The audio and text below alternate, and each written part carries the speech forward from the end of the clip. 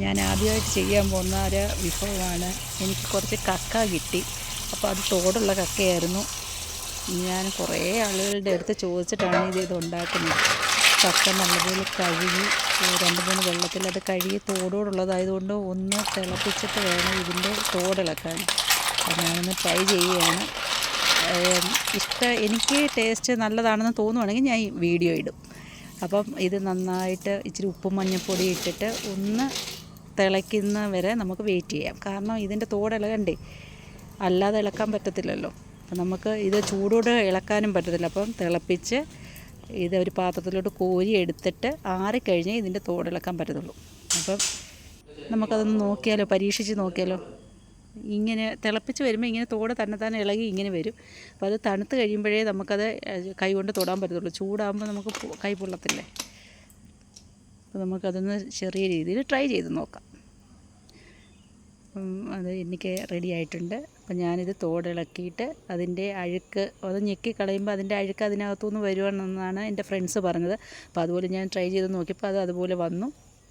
അപ്പോൾ ആ വേസ്റ്റും കാര്യങ്ങളും എല്ലാം എടുത്ത് കളഞ്ഞിട്ട് ഞാനൊരു 2.5-3 കിലോളം മേടിച്ചാണ്. ഞാനിത് വൃത്തിയാക്കി വന്നപ്പോൾ എനിക്കൊരു 250 ഗ്രാം പോലും കിട്ടിയില്ല. അത് ഞാൻ വൃത്തിയാക്കിയതിൻ്റെ കുഴപ്പമാണോ അതോ വെള്ളത്തിൽ പോയതിൻ്റെ ആണോ ഒന്നും എനിക്കറിയത്തില്ല. എനിക്ക് കിട്ടിയത് 250 ഗ്രാം പോലും ഇല്ല. അപ്പോൾ അത് വെച്ച് ഞാൻ ട്രൈ ചെയ്യുകയാണ്. ഇഷ്ടപ്പെടുവാണെങ്കിൽ ലൈക്ക് ഷെയർ ചെയ്യാൻ മറക്കല്ല.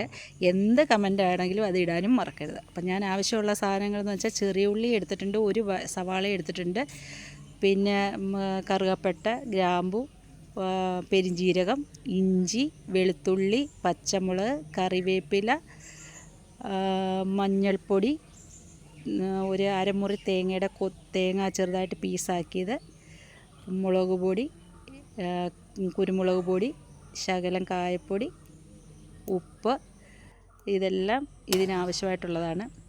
അപ്പോൾ നമുക്ക് ട്രൈ ചെയ്ത് നോക്കിയാലോ.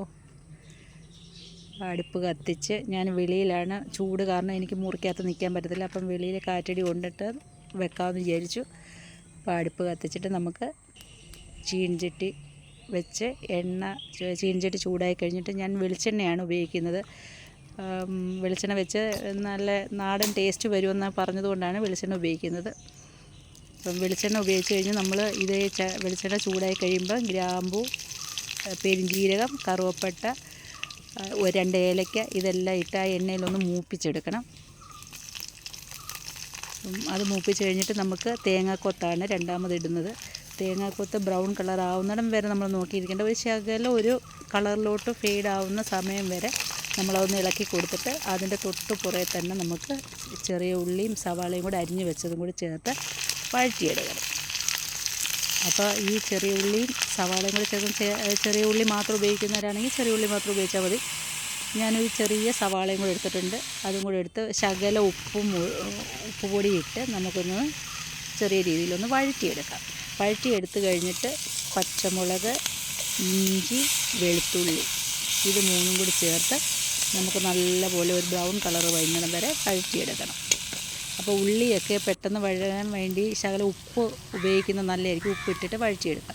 എന്നിട്ട് ഞാൻ ഈ മസാലപ്പൊടി എടുത്തത് മുളക് പൊടി, മഞ്ഞൾപ്പൊടി, മല്ലിപ്പൊടി, ശകലം കായപ്പൊടി ഇതെല്ലാം കൂടി ചേർത്തിട്ട് നമുക്കൊന്ന് ചെറിയ രീതിയിൽ ആ പച്ചമണം മാറുന്നിടം വരെ ഒന്ന് വഴറ്റിയെടുക്കാം. അപ്പോൾ വഴറ്റി കഴിഞ്ഞിട്ട് നമുക്ക് ഈ കക്ക ഞാനാണെങ്കിൽ ശകലം മഞ്ഞൾപ്പൊടിയും ഉപ്പും കൂടി ഇട്ടിട്ട് ഒന്ന് തിളപ്പിച്ച് ഊറ്റിയെടുത്തിട്ടുണ്ടായിരുന്നു. അതിൻ്റെ ആ പുളിപ്പ് രസം മാറാൻ വേണ്ടി, ഒരു ഉളുമ്പ് മണം ഉണ്ടാവുമല്ലോ മീനിനൊക്കെ. അപ്പോൾ അത് മാറാൻ വേണ്ടി ഞാനത് ഒന്ന് ശകലം ഒന്ന് വേവിച്ച് ആ മഞ്ഞൾപ്പൊടി ഉപ്പിട്ട് വേവിച്ച് അതൊന്ന് ഊറ്റിക്കളഞ്ഞിട്ടുണ്ടായിരുന്നു. അപ്പോൾ അതും കൂടി ചേർത്തിട്ട് നമുക്ക് ചെറിയ രീതിയിൽ അതൊന്ന് ഫ്രൈ ചെയ്തെടുക്കാം. ഇതിന് ഏറ്റവും നമ്മൾ ശ്രദ്ധിക്കണമെന്ന് വെച്ചാൽ വലിയ തീയിട്ട് ഫ്രൈ ചെയ്ത് ചെറിയ രീതി വേണം ഫ്രൈ ചെയ്തെടുക്കാൻ. അപ്പം എന്നിട്ട് ലാസ്റ്റ് നമുക്ക് ഇതിൻ്റെ ഗരം മസാലപ്പൊടിയല്ല ഇതിന് മുന്നിട്ട് നിൽക്കുന്നത്, കുരുമുളക് പൊടിയുടെ ടേസ്റ്റാണ് ഇതിന് മുന്നിട്ട് നിൽക്കേണ്ടത്. അപ്പോൾ എങ്ങനെയുണ്ട്? എനിക്കിഷ്ടപ്പെട്ടു. നിങ്ങൾക്ക് ഇഷ്ടപ്പെടുമെന്ന് വിചാരിക്കുന്നു. Like, share, subscribe. Thank you.